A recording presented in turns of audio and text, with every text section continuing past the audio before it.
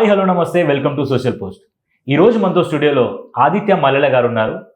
మల్లెల global ఆర్గనైజేషన్కి sir హెడ్గా ఉన్నారు. అండికపోతే EB5 visa expert and also immigration law expert. మనందరికీ యూఎస్కి వెళ్ళాలి, లేకపోతే అబ్రాడ్కి వెళ్ళాలి, అక్కడ ఒక గ్రీన్ కార్డ్ తీసుకొని పర్మనెంట్ పిఆర్ని మనం సెటిల్ చేసుకోవాలి అని ఇలాంటి డిఫరెంట్ కైండ్ ఆఫ్ మనకి గోల్స్ ఉంటాయి, లేకపోతే ఇష్టాలు ఉంటాయి. సో కాకపోతే మన దగ్గర డబ్బులు ఉన్నా, మన దగ్గర పోయేంత టైం ఉన్నా, అక్కడ మనకి ఫ్రెండ్స్ ఉన్నా, ఫ్యామిలీ అక్కడ సెటిల్ అయి ఉన్నా, మనం వెళ్ళాలంటే చాలా కన్ఫ్యూజన్స్ ఉంటాయి. సో నేను మాట్లాడే కన్ఫ్యూజన్ చాలా చిన్నవి, కానీ సార్ మాటల్లో చాలా క్లియర్ కట్గా మనకు ఎక్స్ప్లెయిన్ చేయడానికి ఈరోజు మనతో స్టూడియోలో ఉన్నారు. సార్ నమస్కారం. సార్ నమస్తే అండి. ఎలా ఉన్నారు సార్? బాగున్నా, మీరు ఎలా ఉన్నారు? Fine sir. First of all thanks for coming. ఎందుకంటే చాలామందికి మీరు చెప్పిన EB5 వీసా అవ్వచ్చు, లేకపోతే ఇమిగ్రేషన్ దాని గురించి అవ్వచ్చు, చాలా డౌట్స్ ఉన్నాయి. సో అసలు ఈ ప్రాసెస్ ఆఫ్ ఇమిగ్రేషన్ కానీ, ఈ ప్రాసెస్ ఆఫ్ EB5 వీసా కానీ అసలు ఎలా ఉంటుంది సార్? దాని గురించి చెప్పండి. సో మీరు చెప్పినట్టు ఇంట్రోలో ఏదైతే మీరు అన్నారో చాలా మంచి వర్డ్స్ యూజ్ చేశారు. లైక్ ఏంటంటే ప్రతి ఒక్కరికి గోల్స్ ఉంటాయి. డెఫినెట్గా ఏంటంటే అందరికీ మంచి గోల్స్ ఉంటాయి. అలానే ఆ గోల్స్ని అచీవ్ చేయాలి, హై లెవెల్ ఆఫ్ సక్సెస్ చూడాలి, మంచి లైఫ్ స్టైల్ చూడాలి. దానికి ఏం మార్గాలు ఉన్నాయి అనేది అందరూ ఎత్తుక్కుంటారు. ఓకే. సో ఇమిగ్రేషన్ అనగానే మన వాళ్ళందరికి ఇష్టమైంది ఏంటంటే అబ్రాడ్ వెళ్ళి సెటిల్ అవ్వాలి, ఫారెన్ కంట్రీలో సెటిల్ అవ్వాలి. సెటిల్ అవ్వటం అంటే అక్కడ పర్మనెంట్ రెసిడెంట్గా మారాలి. అందరూ మనకి తెలుగు రాష్ట్రాల నుంచి లేదా ఇండియా నుంచి ఎక్కువ మైగ్రేట్ అయ్యేది, స్టాండర్డ్గా మైగ్రేట్ అయ్యే కంట్రీ US, ఆంధ్ర తెలంగాణ నుంచి ఓవరాల్గా ఇండియా నుంచి. మనకి ఇప్పుడు ఇండియన్స్ కూడా మైగ్రేట్ అయ్యే వాళ్ళు ప్రతి 4 మెంబర్స్లో ఒక మెంబర్ ఇండియా వాళ్ళు అయ్యి ఉంటారు, యుఎస్కి మైగ్రేట్ అయ్యేవాళ్ళు. సో యుఎస్లో మైగ్రేట్ అవ్వాలి అంటే ఇంతకుముందు ఒక రకంగా ఉండేది పరిస్థితి, ఇప్పుడు ఒక రకంగా ఉంది. సో పరిస్థితులు అనేది చాలా మారుతూ వచ్చినాయి. సో రియాలిటీ ఫ్యాక్ట్ చెక్ అనేది ప్రతి ఒక్కళ్ళు చేసుకోవాలి డెఫినెట్గా. సో ఆ రియాలిటీ అర్థం చేసుకోవాలి, అసలు ఏంటంటే అవేర్నెస్ తెచ్చుకోవాలి అనే మైండ్ సెట్ వాళ్ళకు ఉండాలి. పర్మనెంట్ రెసిడెంట్ అవ్వాలి యుఎస్లో అంటే అసలు ఫైనల్ గోల్ వాళ్ళకి, ఎవరైనా యుఎస్ వెళ్ళిన వాళ్ళకి వాళ్ళ ఫైనల్ గోల్ పర్మనెంట్ రెసిడెంట్ అవ్వాలి, గ్రీన్ కార్డ్ తెచ్చుకోవాలి, అక్కడ సెటిల్ అవ్వాలి అనుకుంటారు. సో అక్కడ సెటిల్ అవ్వాలి, లీగల్ స్టేటస్ మెయింటైన్ చేయాలంటే నీకు డెఫినెట్గా గ్రీన్ కార్డ్ రావాలి. సో గ్రీన్ కార్డ్ రావాలి అంటే ఇంతకుముందు ఉన్న సిచ్యువేషన్లో యుఎస్లో 5 to 10 years పట్టేది, ఓకే, లేదా 10 to 15 years పట్టేది, ఇంకా మ్యాక్స్ తీసుకుంటే 15 to 20 years పట్టేది. సరే ఏమైంది అంటే 15-20 years పడుతుంది అనగానే వేరే కంట్రీస్కి కూడా మైగ్రేట్ అయ్యారు. ఎందుకంటే అక్కడ సెటిల్మెంట్ 7 to 10 yearsలో అవుతుందన్న ఉద్దేశంతో. బట్ తర్వాత అందరికీ అర్థమైంది ఏంటంటే మళ్ళీ USA బెటర్, అక్కడ కంటే ఆ కంట్రీకి మైగ్రేట్ అయినా కూడా మళ్ళీ US మైగ్రేట్ అవ్వాలని చూస్తున్నారు. సో స్టాండర్డ్గా US మైగ్రేట్ అవుతేనే బాగుంటుంది అన్న ఆలోచనలో ప్రతి ఒక్కళ్ళు ఉన్నారు. అయితే 15 to 20 years అనే చెప్పా కదా, ఆ పరిస్థితి అసలు ఇప్పుడు ఉందా గ్రీన్ కార్డ్ రావాలి అంటే? సో మైగ్రేషన్ రేట్ ఎప్పుడైతే చాలా ఎక్కువ ఉందో పరిస్థితులు ఎలా మారుతా వచ్చినాయి అంటే, గ్రీన్ కార్డ్ రావాలి అంటే ఇప్పుడున్న సిచ్యువేషన్లో అందరూ ఆశ్చర్యపోయే విషయం ఏంటి అంటే 150 years పట్టింది, అంటే మోర్ దెన్ 100 years. సో అసలు మన పీపుల్ రిలేట్ అవ్వాలి అంటే చాలామందికి తెలియదు. క్యాలిక్యులేట్ చేసుకొని రిలేట్ అవ్వాలి అంటే లెట్స్ సే టెక్నికల్గా మాట్లాడుకుందాం, ఒక 50 years పైన పడుతుంది. అంటే it's more than a life time అనుకుందాం. సో గ్రీన్ కార్డ్ అసలు ఎప్పుడు వస్తుంది, మనం ఎప్పుడు సెటిల్ అవుతాము అని తెలియనప్పుడు is it worth going to US అనేది ఒక ఆస్పెక్ట్. ఎందుకంటే ప్రతి ఒక్కటి ఇంత డబ్బులు పెట్టి వెళ్తాం. ఇప్పుడు ఎడ్యుకేషన్కి వెళ్తున్నారు అనుకోండి, ఎవరన్నా ఒక 50 lakhs 1 crore పెట్టి వెళ్తారు. ఎందుకంటే మంచి యూనివర్సిటీకి వెళ్ళాలి అనుకుంటారు. మంచి యూనివర్సిటీకి వెళ్ళాలి అంటే అక్కడ ఎక్కువ ట్యూషన్ ఫీ ఉంటుంది. డెఫినెట్గా ఆ మంచి యూనివర్సిటీకి వెళ్ళినప్పుడే మన ఆపర్చునిటీస్ కూడా మంచిగా ఉంటాయి, జాబ్ ఆపర్చునిటీస్ కానీ గ్లోబల్ ఎక్స్పోజర్గా మనం అక్కడ ఎక్స్పోజ్ అవ్వాలి అంటే మనకి డిఫరెంట్ ఆపర్చునిటీస్ వస్తాయి. అయితే ఏది చేసినా మన వాళ్ళు return on investment is it worth doing that అనేది క్యాలిక్యులేట్ చేస్తారు. డెఫినెట్గా గ్లోబల్ ఎక్స్పోజర్ కావాలి, గ్లోబల్ ఆపర్చునిటీస్కి ఎక్స్పోజ్ అవ్వాలి అన్నప్పుడు ఉన్న మార్గాల్లో డెఫినెట్గా US వైపు చూస్తారు, వెళ్ళి సెటిల్ అవ్వాలనుకుంటారు. So it's a broad exposure కాబట్టి. ఎందుకు అంటే standard of the country. So ఫైనాన్షియల్గా స్టేబుల్గా ఉన్న country. Of course recession, job పోతాలు ఇవన్నీ ఎప్పటికప్పుడు ప్రతి 5 years 10 years ఒకసారి వస్తూ ఉంటాయి. But it's a temporary phase. Even though మన వాళ్ళు అంత డబ్బులు పెట్టి ఇల్లు అక్కడ లైక్ లెట్స్ అండర్ గ్రాడ్ చదువుకోవాలనుకోండి 3 to 5 crores అయ్యిద్ది. చాలా మంది ఇప్పుడు అండర్ గ్రాడ్ లైక్ 4 years కోర్స్కి వెళ్తున్నారు. మాస్టర్స్ చదువుకోవాలనుకోండి 50 lakhs నుంచి 1 crore ఈజీగా అయ్యిద్ది మంచి యూనివర్సిటీస్కి వెళ్తే. ఎప్పుడైతే స్టాండర్డ్ యూనివర్సిటీస్కి వెళ్తే ఆపర్చునిటీస్ ఎక్కువ ఉంటాయని మనం చెప్పుకుంటున్నాం. అయితే ఎందుకు వాళ్ళ దగ్గర డబ్బులు ఉన్నా లేకపోయినా ఇంత ఖర్చు పెట్టి ఎందుకు వెళ్తున్నారు? లోన్లు తీసుకొని అప్పులు తీసుకొని వెళ్తున్నారు. అవునవును. అంటే అది చాలా కష్టం. మనకి పిల్లలు అనగానే బెస్ట్ ఎడ్యుకేషన్ ఇవ్వాలి, ఇక్కడ కూడా ఇంటర్నేషనల్ స్కూల్స్లో చదివియాలి, స్టాండర్డ్ ఆఫ్ ఎడ్యుకేషన్ బాగుండాలి, సిస్టమేటిక్గా ఉండాలి అనేది కార్పొరేట్ స్టైల్లో ఉండాలి అని చెప్పి ప్రతి ఒక్కళ్ళు ఆశిస్తున్నారు.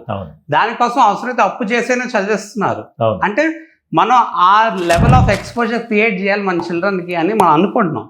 డెఫినెట్గా యుఎస్ ఇంత డబ్బులు పెట్టి పంపిస్తున్నప్పుడు రిటర్న్ ఆన్ ఇన్వెస్ట్మెంట్ క్యాలిక్యులేట్ చేసుకొని ఇమీడియట్గా వాళ్ళ అబ్బాయి అక్కడ జాబ్ తెచ్చుకొని లేకపోతే వాళ్ళ అమ్మాయి అక్కడ జాబ్ తెచ్చుకొని సెటిల్ అయితే రిటర్న్ ఆన్ ఇన్వెస్ట్మెంట్ వాళ్ళ లోన్ తీర్చుకుంటారు. లేకపోతే ఏంటంటే లోన్లు అవన్నీ తీరుతాయి, ఇబ్బంది ఏం లేదు అనేది జనరల్గా ఉన్న సిచ్యువేషన్. అయితే అసలు ఉన్న సిచ్యువేషన్, ఇప్పుడున్న ప్రాక్టికల్ సిచ్యువేషన్ ఏంటి? చదువుకోవడానికి ఎవరైనా వెళ్ళారనుకోండి. సో లెట్స్ సే ఒక 2 years మాస్టర్స్కి వెళ్ళారు, ఒక 50 lakhs 1 crore పెట్టాం. 2 years అయిపోయినాక చదువుకుంటాం అయిపోయినాక వాళ్ళకి ఓపీటీ అని ఆప్షనల్ ప్రాక్టికల్ ట్రైనింగ్, అలానే during the course curricular practical training అంటే వర్క్ ఎక్స్పీరియన్స్, వర్క్ చేసుకోవడానికి ఎలిజిబిలిటీ ఇస్తుంది కంట్రీ. సో అది అయిపోయినాక వాళ్ళకి కొన్ని ఫీల్డ్స్కి అంటే స్టెమ్ ఫీల్డ్స్ అని ఉంటాయి, సైన్స్, టెక్నాలజీ ఇలాంటి ఇంజనీరింగ్ ఫీల్డ్స్కి స్టెమ్ ఎక్స్టెన్షన్ వస్తే ఇంకో 2 years వాళ్ళు వర్క్ చేసుకోవచ్చు. అంటే ఓవరాల్గా ఒక 3 years. బట్ వీళ్ళు వర్క్ చేసుకోవాలి అంటే యూజువల్గా ఫస్ట్ ఇయర్లో పెద్ద ఆంక్షలు ఉండవు.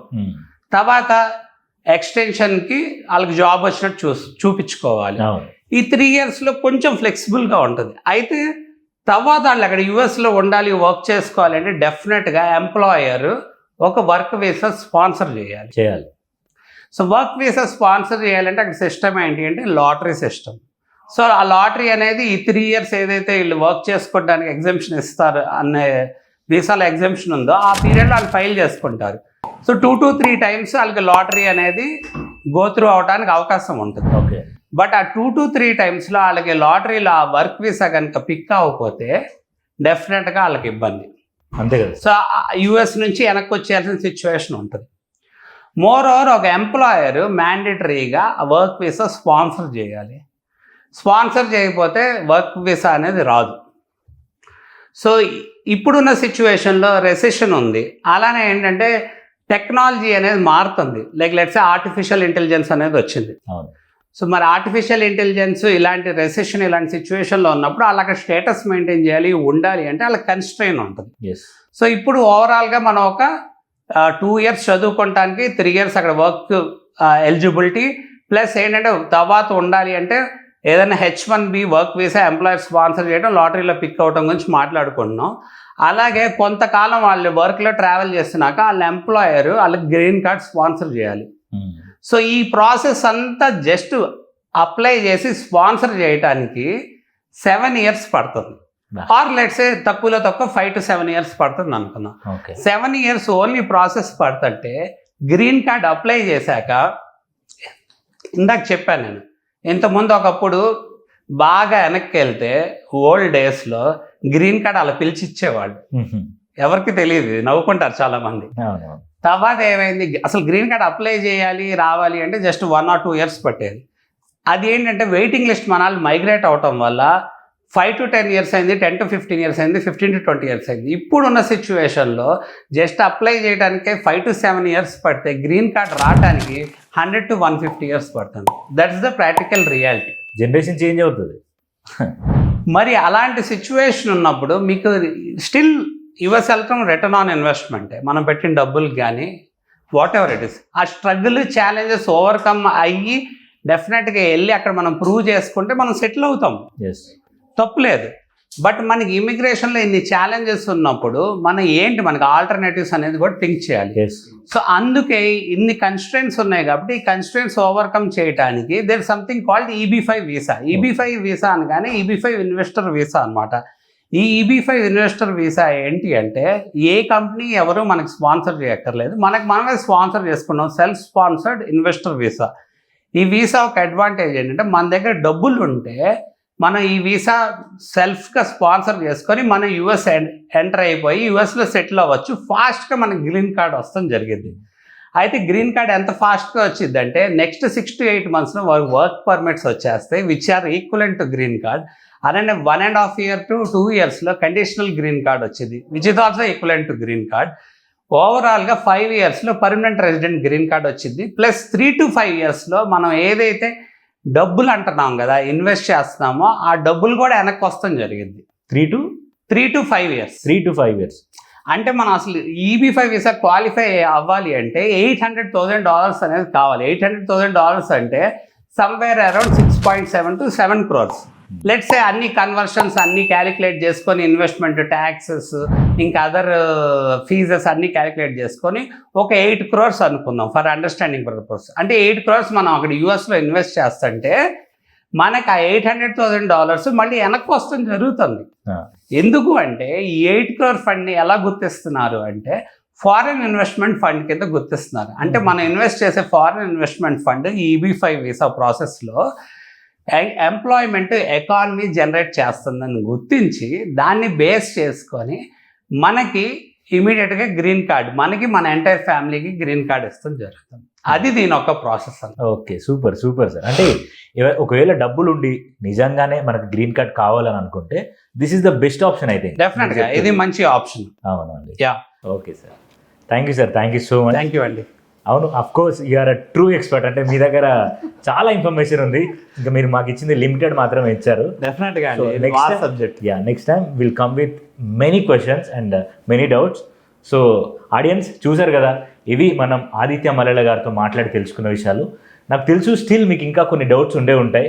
సో కింద కామెంట్ బాక్స్లో మీ డౌట్స్ని మెన్షన్ చేస్తే నేను ఆ క్వశ్చన్స్ పిక్ చేసుకొని నెక్స్ట్ టైం మళ్ళీ సార్తో ఇంటర్వ్యూ చేసి మళ్ళీ అడుగుతా.